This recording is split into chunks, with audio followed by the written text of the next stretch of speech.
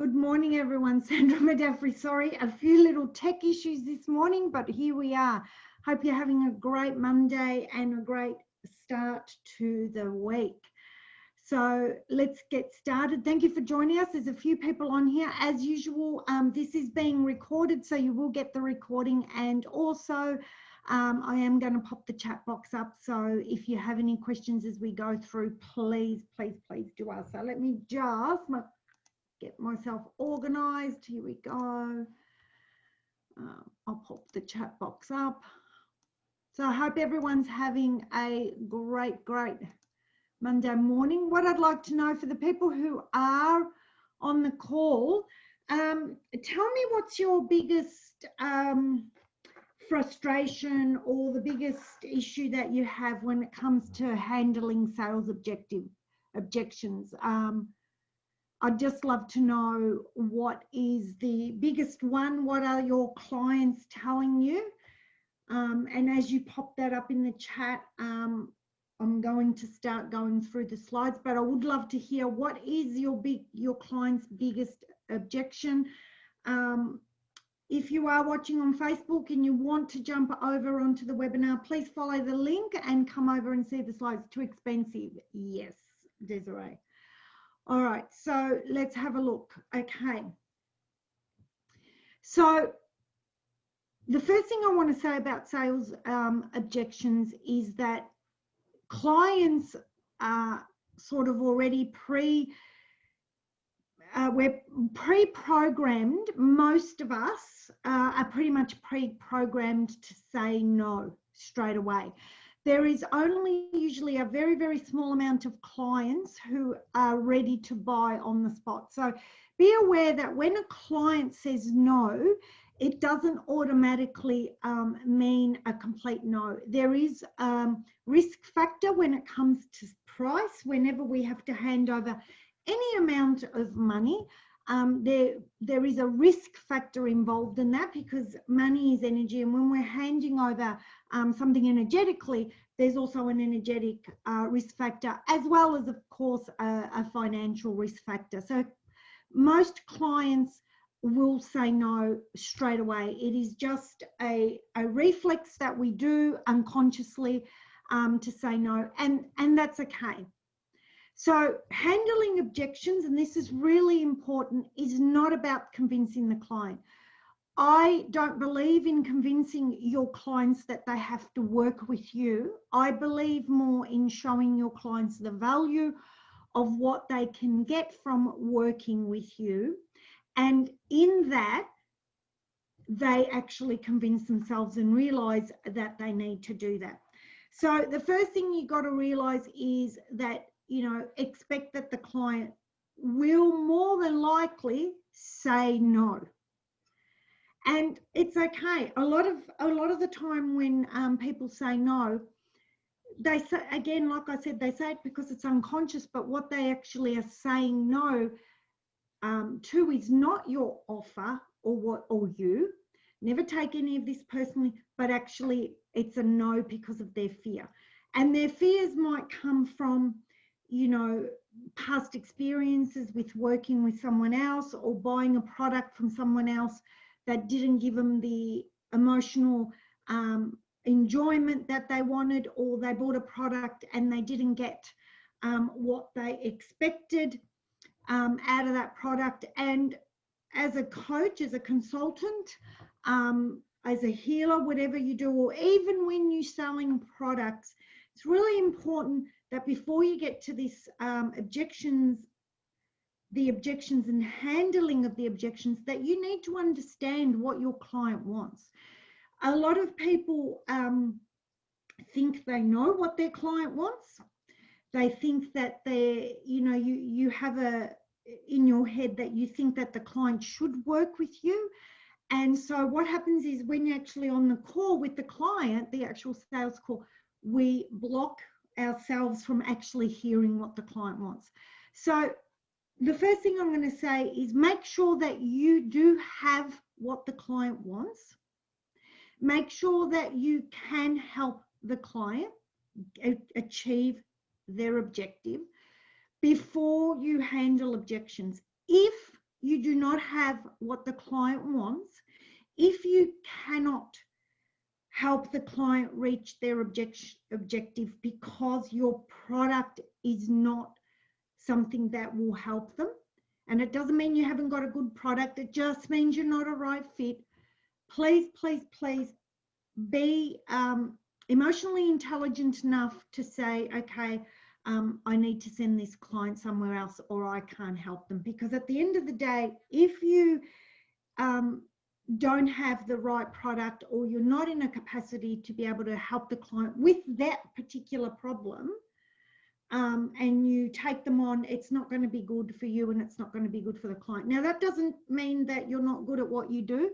We all have areas and specialty areas that we're really good at. We have our zone of genius, and you should really stick to your zone of genius. Okay, so that's just my little disclaimer here with this, because I know that I have seen people that have gotten way over their head with doing things with clients that they are not prepared for, and then that creates not a win-win. So the whole idea of handling objections in the way that I'm going to show you is to create a win-win, because most of the time the client, it's not that they're saying no to you, and if you have got the product that can help them, they are saying no because of their fears. So handling objections is about handling and helping them address the fears that they have in taking that next step to work with you. Okay, so let's say you've gone through the whole sales program, process with them, and you know that you can definitely help this client. You've got the program, you've got the steps, this is your zone of genius, you want to work with that client, because that's the other thing, perhaps you don't want to work with a particular client, but you want to work with this client and they say no. It's now time to address their fears, and we continue to ask questions so that the client can get clear on what they need, and that you can deliver that, rather than you convincing them to work with you. This is about getting the client clear on the fact that they need to work with you. And once the client is clear, if they're ready, and you can address their fears while you're on this sales call, they will say yes.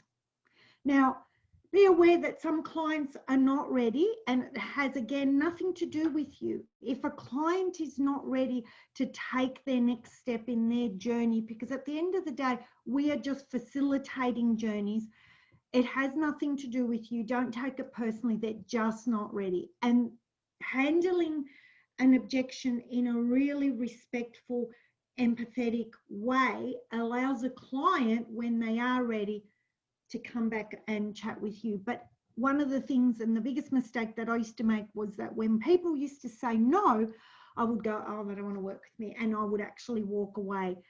But after chatting with a mentor of mine, I realized that I was doing them a massive disservice by allowing them to walk away when I could help them.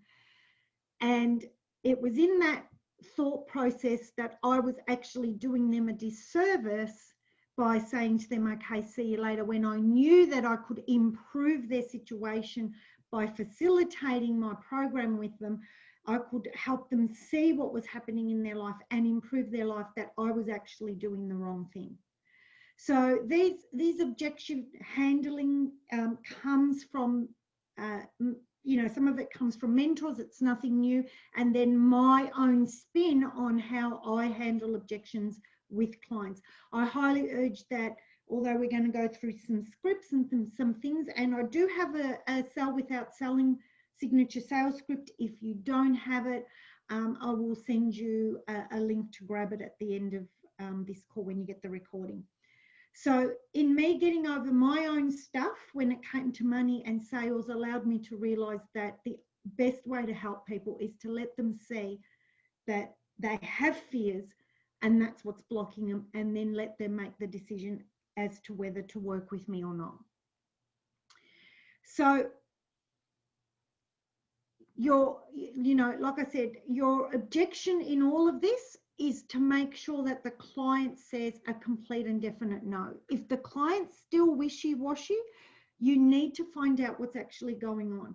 So I'm going to tell you, on the other hand, on the other side, the flip side of this, if you are a client, the best thing that you can do for someone who is trying to sell you their service, or you've had a sales call with someone and you do not want to work with them, is to give them a flat out no.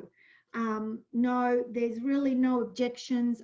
It's just not right for me, or you know, I'm not ready, or anything like that. Because what happens is that until a client gives you a flat no, we, and I'm going to say we because this is me too, myself as the practitioner, keeps thinking, oh, well, maybe there's something stopping them. What's stopping them? How can I help them overcome that block so that they can improve what they want to do in their life? So a flat out no is one of the best things you can do to anyone. This idea that you're being polite, and this is what happens, clients say no because they don't want to hurt your feelings or being polite, but in actual fact, it makes you, I wouldn't say keep thinking that there's hope, or that's not the right word, but it keeps thinking that there's, you know, what can I do to help this client get over that stumbling block?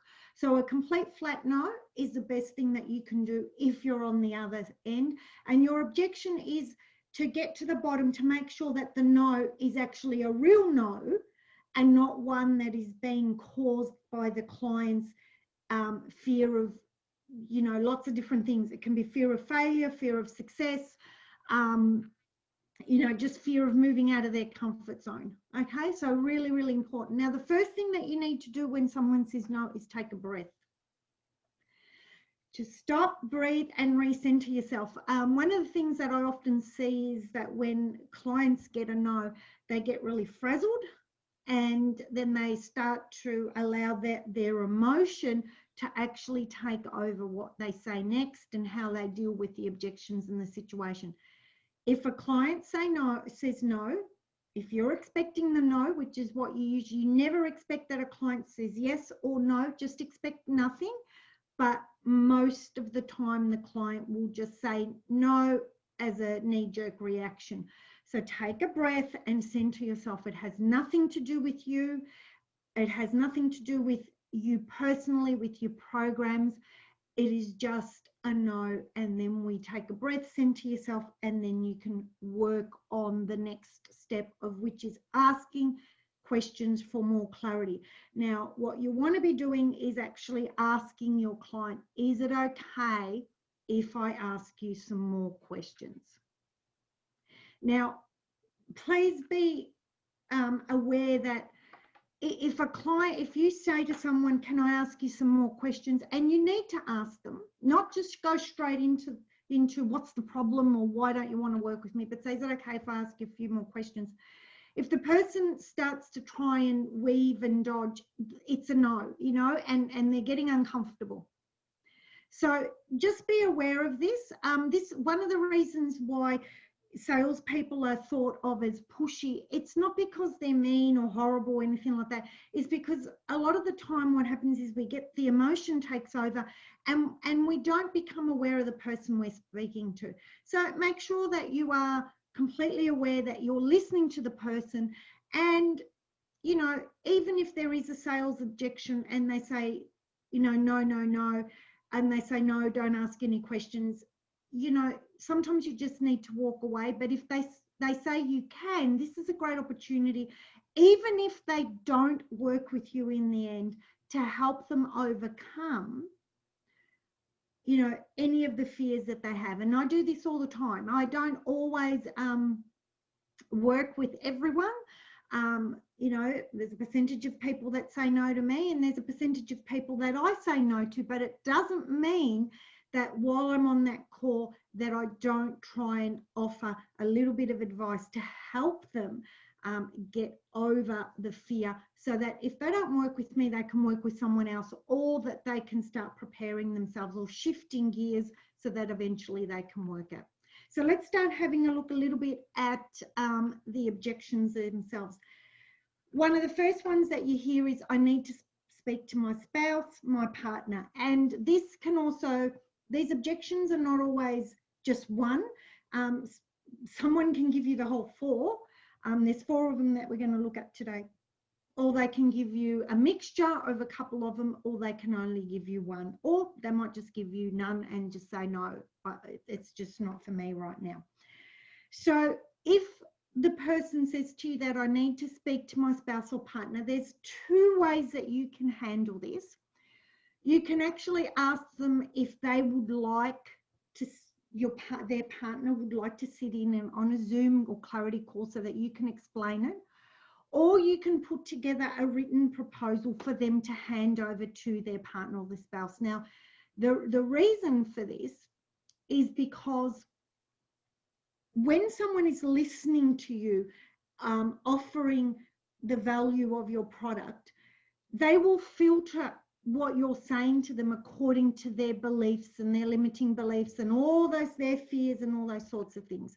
So when they go to talk to their partner, they're actually giving the information back to their partner according to how they've filtered your information. So that's why it's important that if anyone comes up with, I need to speak to my spouse or partner, that you can then offer them a way of being able to offer your product in a more clear way that it will be portrayed to their partner. Now, some people will say no, and that's okay, but you make the offer. And if someone does say no, you know, even for a written one, that might not be the real objection. Okay, so what you would do here is, as I said, number one is, would you like me to have a chat with your partner? And like I said, it's not about convincing, it's just about portraying the actual facts, because the other person would be bringing them what you've said to them with you know, their filters. And usually what happens is, it's really interesting, but what happens is the minute you mention price, that's all they think about in their head. So the first thing that they would say, and I know because I've done it myself with my husband, and I've got a husband who is incredibly supportive of everything I do and never questions what I spend on any programs that I want to do. He always says, why are you even asking me? But the first thing I say, oh, hun, this is going to cost this much, but so it's just the way we do things. So really, really important that you offer that. The next one is money. I don't have enough money. And as I've seen in the chat, this is the biggest one. I don't have enough money. Now, never assume that a person does not have enough money, because a person who has an issue, a real pressing issue in their life that needs to have it sorted, can be resourceful. And that's going to sound like, how can people be resourceful? You would be absolutely surprised of some of the stories that I've heard of what people have done. That's my one. Yep. Okay, Richard. So we're going to go into this one. Okay. You will be surprised what people, I have heard stories that I have heard of what people have done to become resourceful to do the work. This was my number one objection when I started, and let me tell you, I found the resources. Almost on the verge of bankruptcy, and still found the resources because it was so important for me to not be where I was. So one of the things is, when people say, I don't have enough money, what happens is, when there's money equals risk. So the higher price your offer or your item is, the higher the risk. And what they're saying to you at this point is that they can't see that the value of the product, and this doesn't mean the value of your offer, this, in their head, the value of your offer does not equal the value of the money involved. So you want to be having a look at what is the real issue here. And if it is money, if it's value, if they need to know a little bit more about value, and we're going to look at a couple at another objection at the end, you need to start building up the value a little bit more. But if it is money, okay, and again, don't ever assume that someone can't pay you for something either. That's another thing, you know, I've had people that I've spoken to that have said to me that one of the biggest things that they've done with their sales calls is that they got on a phone call, oh, I never thought they would pay that much for my services. Don't ever expect that anyone's either going to work or not work with you. They are just a person, and you're going to see if you can help them. So these are some of the objections that you get with money. I don't have enough money. That was more than I expected, and I would never spend that. So, you know, a couple of things that I want to talk about when it comes to money. If you have a real underlying problem that's really, really affecting your life, and you're in a really bad way, and I know this personally, there is no amount of money that can even equal the amount of satisfaction or the amount of joy, love, the amount of peace of mind that you get from doing a program and coming out the other end a different person. And that's one thing that I often say to my clients is, if you really want this outcome, how much do you want this outcome? Can you put a dollar amount on that outcome?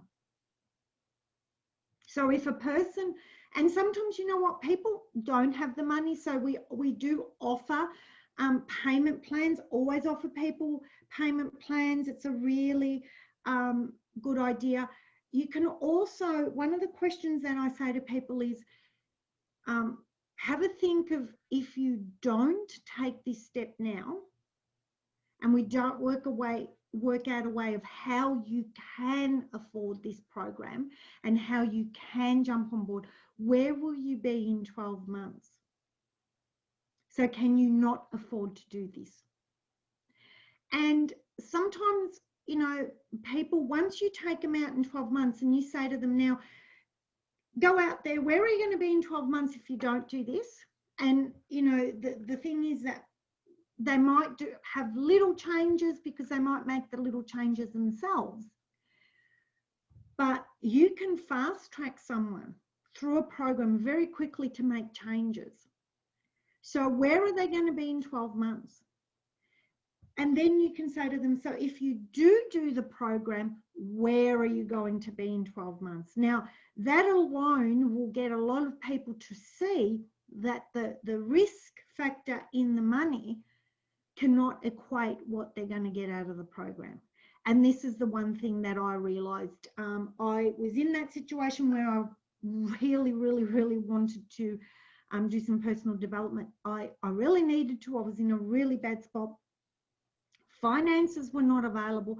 But the funny thing is that once you actually commit to something, your actual money blueprint, and I'm going to talk about this a little bit more at another stage because it's a completely new, different subject. Your actual money blueprint shifts, and all of a sudden you just find ways to make money.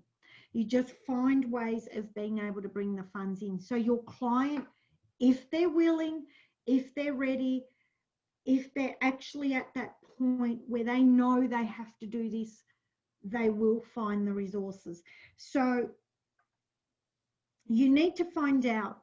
And one of the big questions that I ask here is, if money wasn't an object, if money wasn't a problem, it wasn't an issue, if we could find a way for you to find the money, would you sign up?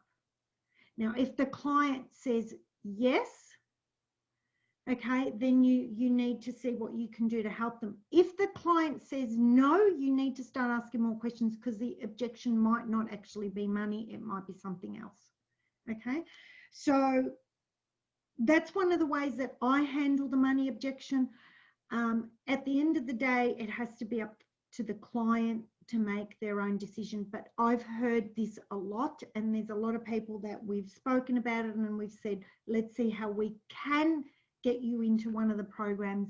and it's a bit, they've come out of it the other end and they said that was the best money I've ever spent. In fact, a lot of the times I had a lot of people say I wasn't charging enough for the change that they got. But remember, when the client comes to you, they're in their box of their problems, so they can't see how they're going to get to the other end. So this is why they have these sort of objections. So see what you can do. Talk to them. The best thing you can do when it comes to money is to make them see that if they don't invest in themselves right now, where are they going to be in 12 months? And just looking at that can usually turn the client around. And then, you know, do help clients. If you really have a client that the issue really is money, that they really can't afford it, have a look at what you can do to create a payment plan for them to help them get into your program. Because at the end of the day, we really are doing this to help other people. But if they're still saying money, and you know, you need to also work out, really important, whether it is actual money or whether they're still not seeing the value in what they're going to get from the program. And again, that's got nothing to do with your program. They're just not seeing the value, and we're going to talk a little bit about that just in a moment. But you need to find out whether it really is money, and never, ever, ever think that someone who is ready to make change no matter what, and there's only a small percentage of people that are ready to make change no matter what, they will find the resources even if they don't have it. So before I move on from money, I want to know if anyone who's on the call has any other questions for me on this topic, because this is the really big one. No, just wait a second. No. Okay. Okay. So here's some of the things. We have payment plans. Can you afford not to? All right, really important, because I knew when I got to the point where I really needed to do something, I seriously could not afford not to do anything, because my mental health was not in a good place. So I needed, and you know, although the funds were not readily available, I made them available. And again, like I was saying, the money blueprint also given them something smaller if they genuinely can only afford less. Yeah, Richard, if you can give them something smaller, but it depends on what they ask for the result. Okay.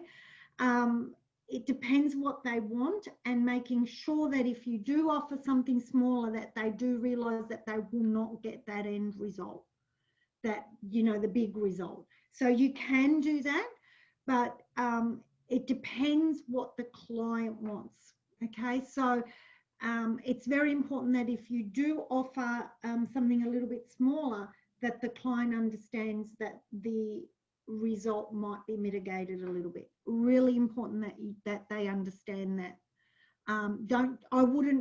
I personally wouldn't jump straight into the smaller offer. I would find out what's going on first, and then if money was a real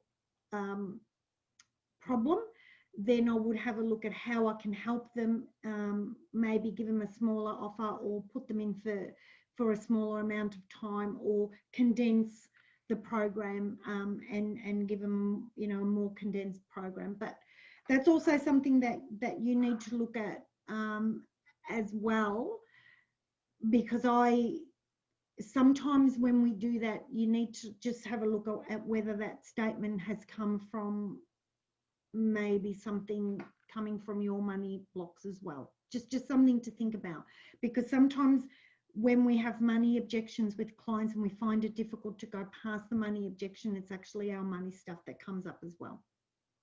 So just a couple of things to consider. I'm not saying any of them are right or wrong, just a couple of little things to consider. So I'm hoping that makes sense. Let me know if you want me to talk a little bit more about that. So just have a look. But the main thing there is you can offer them something smaller, but just make sure that they understand that the outcome will not be the same as a longer program, or your signature program, or whatever you want to call it. Okay. The next one is time.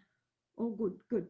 I don't have the time right now. This is a really, really big one that comes up as well. I don't have the time. But what people don't realize is that while they're working in a problem, while they're actually caught inside the problem, one of the real reasons why they don't have time is because they are inside that particular problem of theirs. And if they streamlined whatever their problem was, or they did something to make themselves feel better, whatever the issue is, they would actually find more time.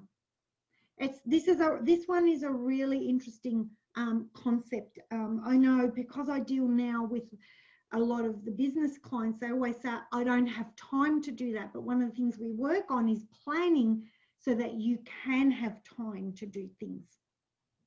But also when I used to work with personal development, I used to hear this all the time.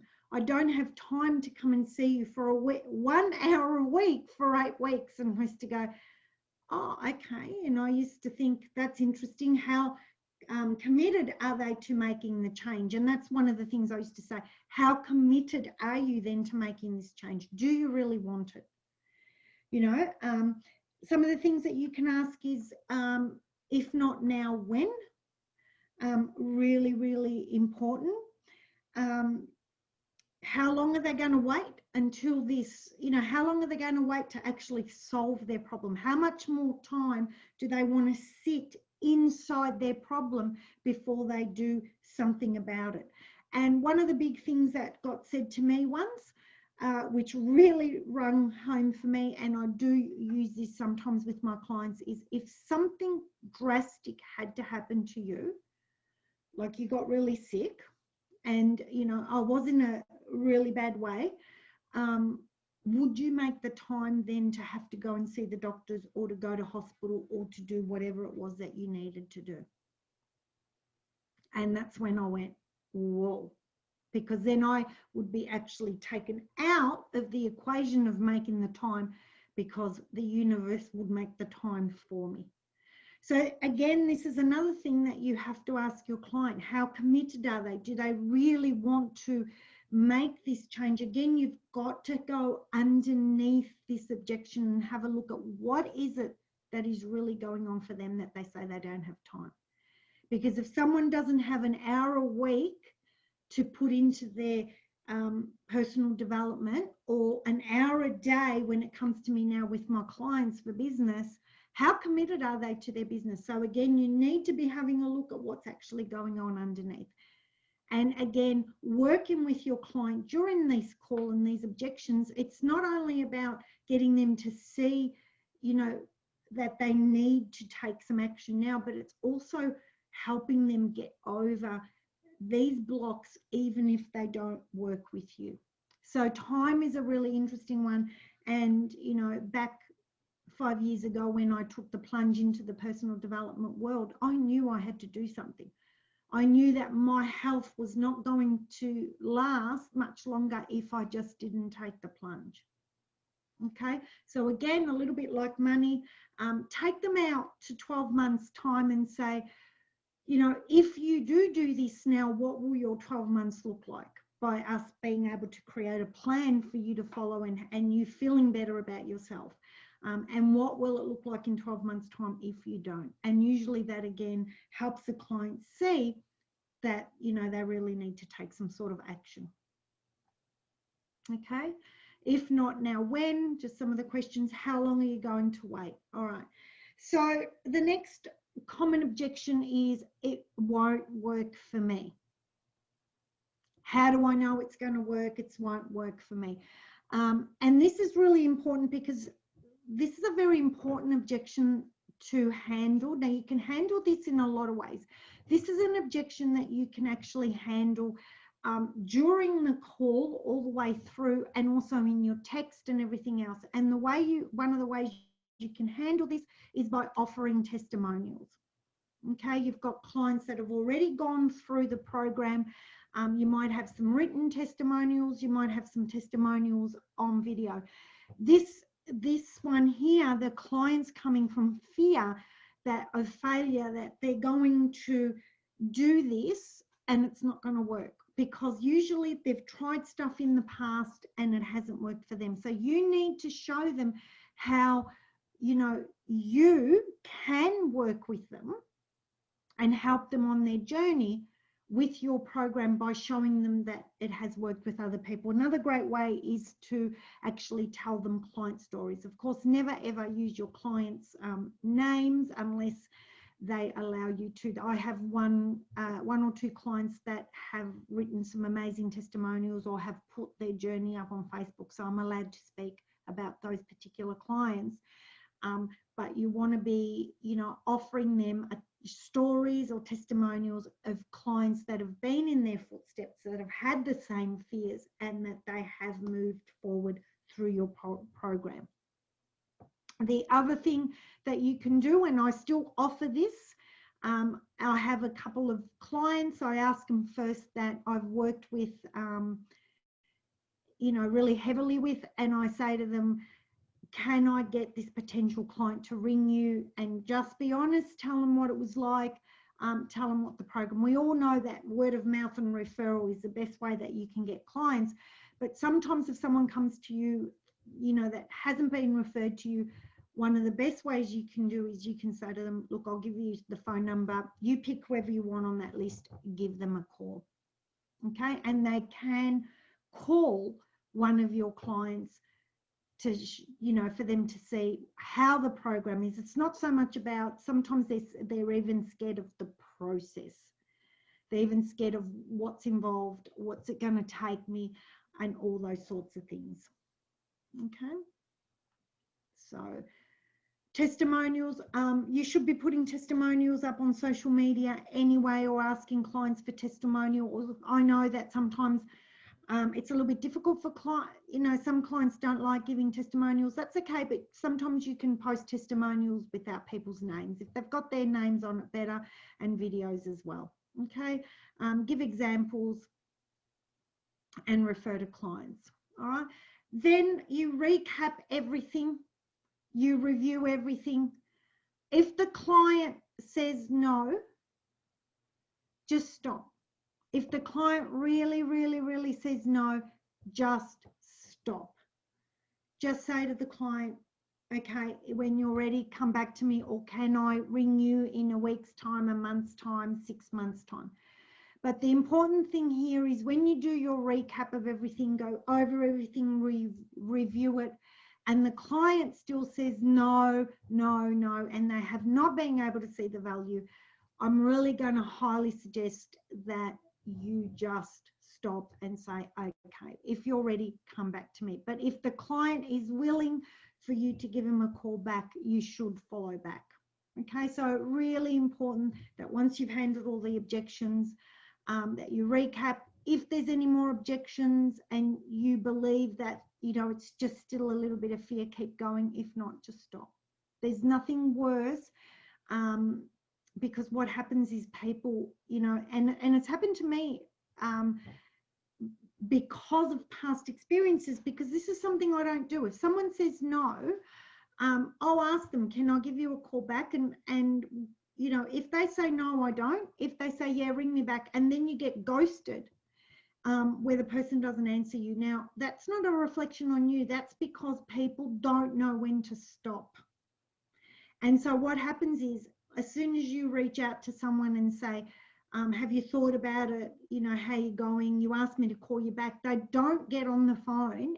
Please don't take it personally, because sometimes it is because of bad experiences that they've had. And I've had people who won't even get on a clarity call because they think that the reason why I'm on the clarity call is to just sell, which is not how I operate, but that's how other people do. So they're coming from that bad experience. Okay, so that's it. I've actually gone way over today, but that's all right.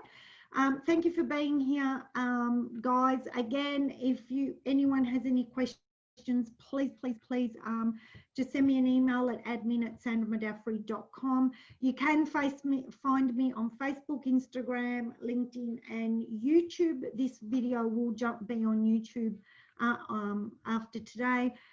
And there's lots of other videos on there that you will find. I look forward to seeing you again next Monday morning. I can't remember what the topic is now, but if you have any questions, anything at all, if you're finding that you do have some blocks when it comes to sales, remember, if you're finding it hard to sell, it's possibly your money blocks or your sales blocks. You've got some sort of limiting belief around that. But remember, sales is not about selling. If you remember, it's about serving your client, and what you can do for the client, it changes the whole dynamics. All right, guys, thanks for being here. I know there's a few of you on. Thank you so much for being here. If you've got any questions, please let me know. I look forward to seeing you next Monday morning. Bye for now. Bye.